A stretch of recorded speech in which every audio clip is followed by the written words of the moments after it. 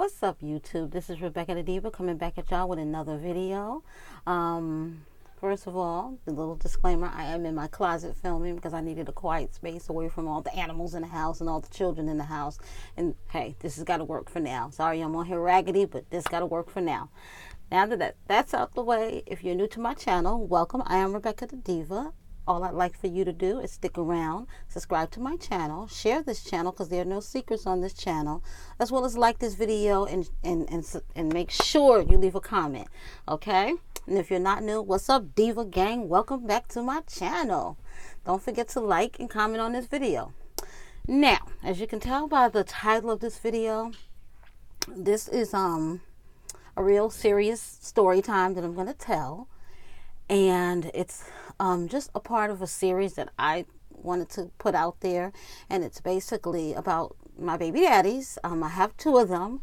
And this story in particular is about the first one, the oldest two kids' his father. I have two daughters. They're 20 and 22. And this is about their dad and how we met and how our relationship spanned out and how I got out of that relationship. So just to begin, I am from Brooklyn, New York, okay? New York City girl. Excuse my hair, it's looking raggedy too, but hey, I'm in transformation, okay? Like I said, I'm from Brooklyn, and I lived in Brooklyn all my life, born and raised, whatever. And when I was about, I want to say 21, 22, around that time frame, I wanted to leave New York because I'd never really been outside of New York other than going backwards and forwards to Chicago to visit my dad because my parents are divorced. So like every summer when school let out, I would go to Chicago, spend time with my dad and my family out there in Chicago and come back. So other than New York City and Chicago, I've never been anywhere else. And I was like, always knew that I was going to be the type of female that I want to travel. I didn't want any kids and I wanted to travel. So back then, this was like 1990. I graduated 89, 90, 91. So about 92. Atlanta, Georgia was the popping place to be, okay? So I decided, hey, I'm going to pack up my stuff, and I'm moving. I'm going to Atlanta. My mother did not want me to go, but I was like, I'm grown. I'm going to do what I want to do. Bye. And I left. So I go to Atlanta first, and I was staying with an aunt of mine, and that situation didn't turn out to be a good situation because upon me moving there, I was underneath the impression that, we were just going to be splitting all the rent and bills, and like I had found a job through a temp service, and then there was like all of my money. She was just basically asking me for all of my money, and then come to find out she wasn't paying the rent or anything like that. So I was like, you know what? I don't need this situation. I'm going. So, and she stayed like, I think it was like in Austell, Georgia. So it wasn't even in Atlanta. I wanted to be in Atlanta where all the popping people were. So I got on a Greyhound from Austell, Georgia. Went to Atlanta. I got me a room at a hotel, and I stayed in this hotel for about a week. I got a job through a temp agency. And just a little disclaimer for those of you guys who claim that you can't find a job, even to this day, go to a temp service. A temp agency will always find you some type of work. My whole time of being in New York City, I always worked through temp services, always kept a job. The whole time I lived in Georgia, always went through a temp service, always kept a job. Okay, so that's just a little side note for you guys. So anyways, I got my job. Once I got my job, I rented a room from just an average person who had a room to rent. And I stayed there for like 6 months, and I wasn't really happy there because it was too far out. So I found another room to rent. And these people were nice, some single mother. She had 2 sons. One son lived there, one son didn't. And, sons were teenagers, and we all got along great, And the son that lived there, I think he was like 17. He always had a bunch of niggas, a bunch of friends. He's always there. So you know me. I'm the type of person. I'm from New York. I don't fuck with bitches. Point blank simple, I don't do bitches. I'm the type of bitch that I always hung out with dudes. Always got called, she a hoe, her sister hoes, because we always hanging out with dudes.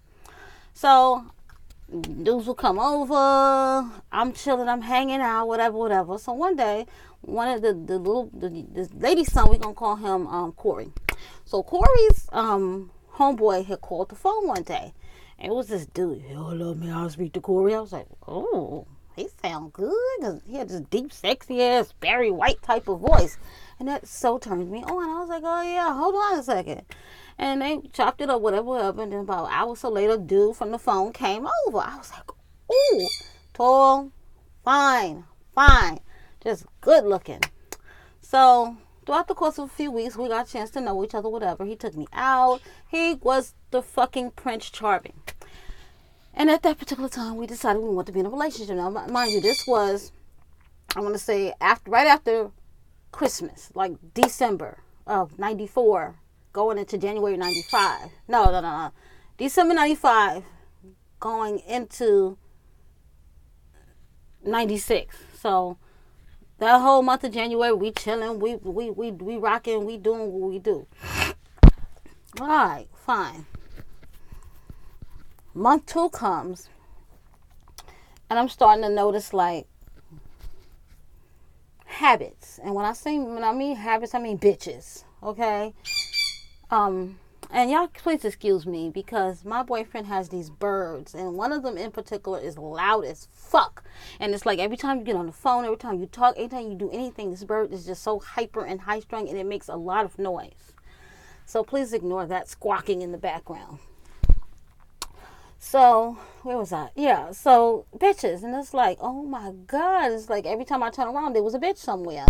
And I'm like, okay. And this was my first real boyfriend. I mean, back in New York, I had dudes that I would talk to or whatever, but it never really got into that serious, you know, nigga on lock, got me on lock type of situation. So me and this cat, like I said, we rocking real tight, you know, and I'm trying to ignore the fact that these bitches or whatever. But I found out about myself, how by this being my first real boyfriend, I'm a jealous bitch. You know, I'm like, you know, so it will cause us to argue and yada, yada, yada. So move on to the next month, which is February. This is only the 3rd month of our relationship. I found out that I was pregnant. Was I intentionally trying to get pregnant? I don't think I was. But at that particular point, I was just like, fuck it. If I get pregnant, I get pregnant. You know, because at that point I was 25 years old, and I thought my biological clock was running out, because I originally in my life did not want any kids at all. Okay, like none. Like, nah. So, and then at that point I was like, you know, I feel like I'm getting old. Blah blah blah blah blah. I want a baby, you know, so I ended up getting pregnant, and it was like the moment I fucking told this nigga that I was pregnant, he turned into like a monster. He would put his hands on me. We were always arguing, and it was like, at one point, his family, because his father was, I think, in a nursing home or something, because his parents were old. It was only him, and his parents were old. His mother was like in her 60s at the time, yeah, because she's like almost 80 now, so she was in like her early 60s or something. So his mom was just like, okay, y'all remember the movie Baby Boy, how old boy Melvin told Jody that he had an Oedipus theory, you know, how he wanted his mama to be his woman. That's how the relationship was between my baby daddy, number one, and his mama. It was like she was so controlling over him and whatever. So she was a main problem in our relationship, the reason why our relationship never was doomed from Jump Street. Okay, let's not even deal with me and him arguing all the time. Let's not even deal with me and him fighting and stuff. So boom, okay, it goes on. I'm pregnant, I'm keeping my baby, and he was, of course, a nigga. Oh well, you can keep the baby, but I'll never fucking help you with this baby. Red flag number one. I should have ran for the hills, but no, I was like, I'm cool, I got this. My mother, that's one thing I say about my mother. Me and her don't get along, but she's always fucking taught me, be an independent woman. Don't never depend on a man for anything, not even your own father. And I always remember that. So, okay, I'm going through my pregnancy, and the whole time throughout my pregnancy, I'm working or whatever. So when I get to 8 months pregnant, I decided to quit working, because it was like, you know, it was too much. Let me take my maternity leave, come back after I have my baby. So I'm around him 24/7, and I'm just noticing all these bitches, yada, yada, yada. We're arguing, we're fighting. We're fighting. I'm big pregnant, and we just putting hands on each other. That's how bad the situation was between us. And one day, I don't know what the fuck we were arguing over, but he had put the pillow over my face, and like literally I just felt all of the life drain out of me. And then he took the pillow, and then he just started punching me in my face. He literally like mutilated my whole face. So at that particular point, I was like, you know what, girl, you cannot stay with this man. He was literally going to kill you and this baby inside of you. So I called his mother. She really didn't want to help me. Then I called around to a couple of other places, and I got into like a domestic violence shelter. But the shelter was all full. But when I got there, they was like, well, damn, she's like pregnant. Like I said, I'm big pregnant. I'm like 8 months pregnant. So she was like, well, we're going to take you anyways. We'll put a mat on the floor and we'll figure something out. So I stayed there for like overnight. I slept on the floor. I was like, you know what? I'm fucking going home. I was like, there's no reason why I cannot go back home to New York. I'm going home. So I called this mom. I was like, yo, Mrs. Yada Yada, I need to get back home to my mother. You know, my mother's waiting on me, but she don't have no money to send me. Oh, don't worry, I'll get you a ticket. So she got me a bus ticket, took me to get something to eat, whatever, and gave me money from my pocket, put me on a bus from Atlanta to New York. And this was in 1996, October 1996.